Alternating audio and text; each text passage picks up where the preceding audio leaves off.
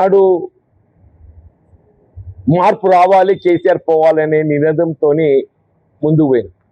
ఇవాళ పరిస్థితి చూస్తుంటే మార్పు రావాలి, రేవంత్ రెడ్డి పోవాలనే నినాదం వస్తుందని చెప్పంటారు.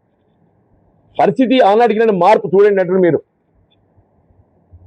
ఆనాడు మార్పు రావాలి, కేసీఆర్ పోవాలనే నినాదంతో ముందు పోతే ఇవాళ ఏమొస్తుంది నినాదం?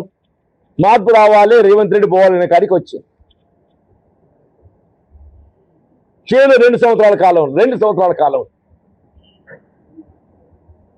మన ఎన్నికలు చేసినటువంటి వాగ్దానాలు నెరవేర్చులో ఏదైతుందో, మన ప్రజా ఆకాంక్షల మేరకు ఏదైతుందో నెరవేర్చలేకపోతున్నాం. కాబట్టి ఇంకో this is one of the example అని చెప్పంటున్నాను నేను.